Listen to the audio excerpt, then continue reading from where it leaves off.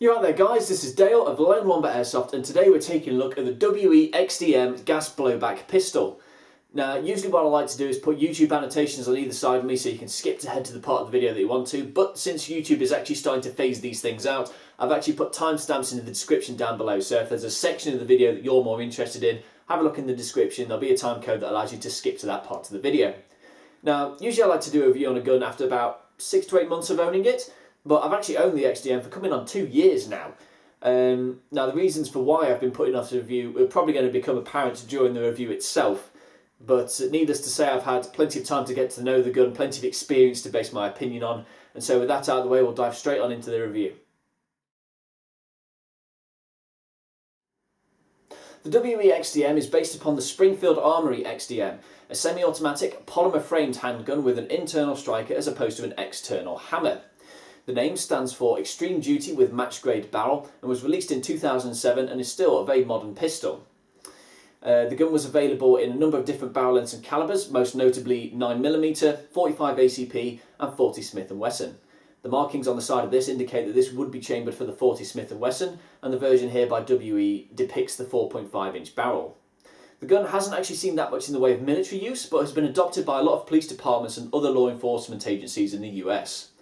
I'd originally picked this gun up from ASP UK, but to be honest it was so long ago I forgot what the actual price of it was. However, you can find this on numerous different retailers for around about £100. The gun itself by WE is available in both black and tan, as well as the 4.5 inch barrel here, as well as a more compact 3.8 inch barrel. So, aside from the gun itself, what actually turns up in the box? Well, we'll look at the box itself first, and to be honest, it's quite a plain little humdrum thing. It's a cheap gun, therefore you get a cheap box. Nothing really to write home about. I'd say it does the job, but as I'm sure you can actually see, it's a little bit weathered around the edges. It's not really taken the years of transport too well. But again, cheap gun, cheap box. You also get a single magazine included, which holds 25 rounds. Now, a point about the mag is that it actually had this tiny little plastic section in it. And as far as I can tell, that's just to reduce the capacity of the magazine slightly. Why you'd ever want to do that, I don't really understand. Maybe for the milsim players that like low cap mags, but I've never really understood lowering the capacity of your magazine when it could have more. The mag works just fine with it removed, so just take it and leave it out. Honestly, you'll get a couple of extra rounds in the mag. As well as that, you also have 2 backs, as well as the included one on the gun itself for the pistol. So say this pistol grip's a bit uncomfortable for you, there's a little pin at the bottom just here. Knock that out, the grip slides off and you can replace it with one of these. Finally, there is the manual, and it's very brief and it's written in multiple languages. However, they do a lot of their explaining in actual diagrams and drawings as opposed to the written word. And although there's a couple of hiccups in the Chinglish, it's nothing that's incomprehensible or laughably bad. You also get some very nice exploded diagrams as well, so if you're taking the handgun apart, here's your instruction manual for building it back up again. So, first impressions of the WE XDM are actually really quite good. One of the main things I look for when I'm shopping for a new handgun is, does it feel right? And this just fits perfectly into my hand. I really like the feel of the thing. Didn't need any of the extra backs, it just felt really nice when I picked it up. Especially like the mix of polycarb construction on the bottom grip as well as the metal top receiver. However, one thing you will notice is that there's a lot of texture along the side of it. It's not like a special material or anything, it's just cutouts in the polycarb material, but just gives you a very solid grip on the gun. There's also some chevron sections on the top slide at the front and back, so that's just to make cocking the gun a little bit easier, a bit more grip on the fingers when you're pulling it. The weighting's good, the blowback was crisp, it's powerful, it's not enough to throw you off target, but it definitely makes the pistol fun to fire. So first impressions of this gun were really good, and as I say, that is what sold me on it. When I picked the thing up, it felt right. But as we'll detail in further sections of the video, first impressions are, as it turns out, not everything. So let's go over some of the features of the XDM. We'll start right at the back with the cocking indicator. So once you rack the slide back, this tiny little pin will expose itself just a couple of mil out the back of the pistol. That's what indicates that the gun is cocked and ready to go. Once you pull the trigger, that disappears back inside the gun. Just below that is the first of 3 safety mechanisms on the pistol itself. The first one is located just underneath the front rail. It's this silver bar here.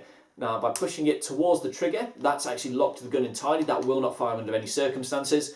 By pushing it forwards towards the end of the barrel, then the pistol's good to go. Second one, as I mentioned, is just this at the back of the grip here, so just the tiniest amount of pressure will disengage that safety, And that's basically, if you're holding the back of the gun, then it's good to go. It's to stop the gun from firing if there isn't a hand holding it. The third and final one is on the trigger itself. There's a secondary little plastic bar right in the middle of the trigger here that unless it is pulled, the trigger will not move. That's just to say, right, there's a hand on the gun, but unless that finger is fully on the trigger, it will not fire.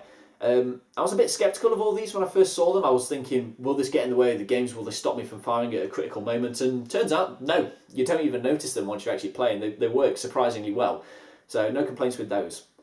Moving forward, we have the ambidextrous mag release just at the back of the trigger guard. So it's the same button on either side of the pistol. You press it in from either side and that will release the magazine. Just above that on the left hand side is the slide lock. So anyone that's used the gas blowback before will know this. Once the slide's locked back, say you're out of ammo, put a new mag in and then you press this lever down, that will lock the slide back forward into the ready position. Final feature we need to talk about is this lever just here at the front of the pistol grip. This is the lever that is used to take the slide off the pistol. So how it should work is you lock the slide back without a magazine in the gun, and then you push this lever up into the 90 degrees into the upwards position. And then by releasing the top slide, that allows the slide to come off and disassemble the pistol. But as I'm sure you've noticed, that's not what's happened. And it took me days to figure out this particular problem, but it turns out there's an extra hidden step that I think is really due to bad design more than anything else. What you need is a tiny little Allen key or a pencil lead or something like that. And in the back right hand side of the gun, just underneath the cocking indicator, is a little gap. And there's a little silver pin right at the back there. By pressing that, off comes the slide. Why it works like this, I don't know. It's not supposed to work like that, but I know for a fact I'm not alone. I've spoken to plenty of other XDM users and they're all reporting the same thing, so it's bizarre to me.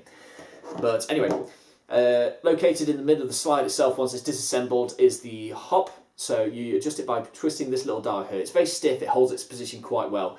But as I said, it took me so long to figure out how to take the slide off. I was just running with a bad hop for so many days because I couldn't get the slide off.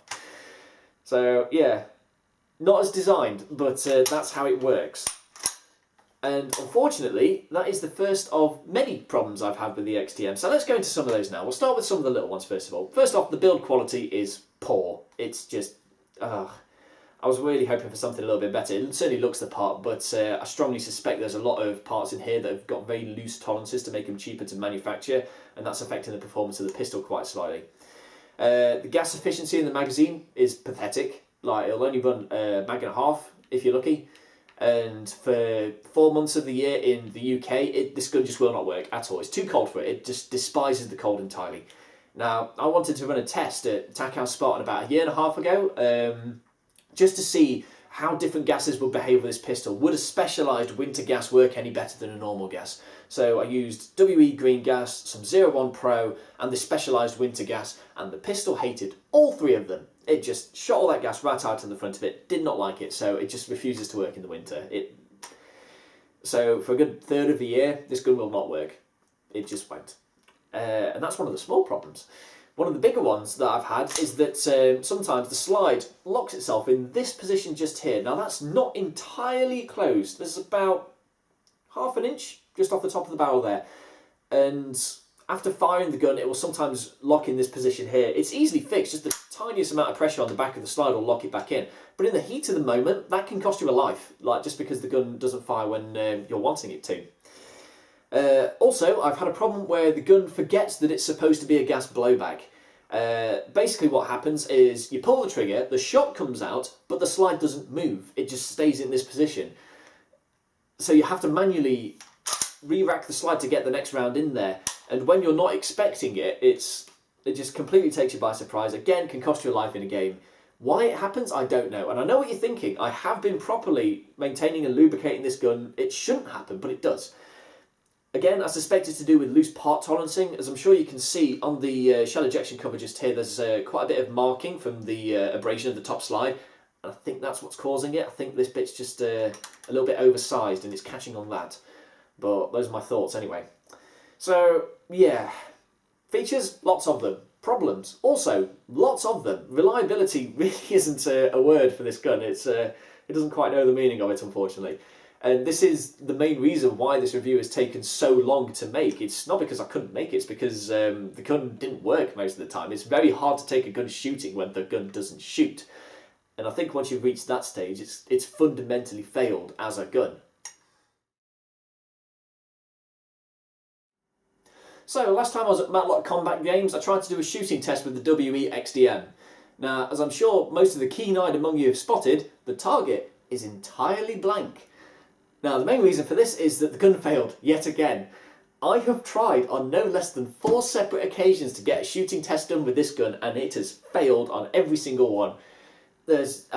Sometimes it forgot to be the gas blowback, sometimes the slide wouldn't return properly, and this is what happened on the latest attempt. No. That's just venting out the top.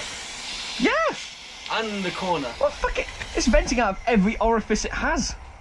So yeah, there's another problem to add to the growing list of concerns with this pistol. Even though as the height of summer, the gas was just pissing out of the magazine everywhere. It could just be old age at this point, to be fair, but even still, it's just another reason why the pistol isn't working for me. Now, when I was actually firing the pistol itself, the accuracy was decent. It was nothing to write home about, but I was never considered this to be an inaccurate gun. However, because the gun is camera shy and can't perform on the day, you're going to have to take my word for it on that. Last I had the gun chrono, shooting around about 280, 300 FPS. But again, this was a while back, and although it is perfectly fine to take in CQB fields with that FPS value, I think you're going to quickly realise you can't take it anywhere because it doesn't work. So, to summarise then, would I recommend buying a WE? No. No, I wouldn't. Not at all. Not on your life. Jesus Christ, avoid this gun at all costs. It's just the worst. The only good point that I can come up with about this gun is that it'll look really pretty on a shelf and it's nice to hold. It's good as a prop. It's not good as a gun. It fails as a gun ultimately because it doesn't shoot half the time. Between this and the SMG8 that I reviewed last year, my opinion of WE as a manufacturer is not high at the moment. They've gone 2 for 2 on bad guns as far as I'm concerned. So yeah, especially at this price point, there are so many different pistols available on the market from so many different manufacturers. Buy quite literally anything else other than this. You'll be very happy with your purchase. Because I think after about 6 months of owning this, you're going to run into at least one of the problems that I've mentioned in this video. So, good as a prop, not good as a gun. However, I do hope you've enjoyed my review of the WE XDM. If you've got any questions you'd like to ask me, or maybe you want to share your own experiences with the pistol, leave them down in the comment section down below and I'll get back to you as soon as I can. And until next time, this has been Dale of Lone Wombat Airsoft.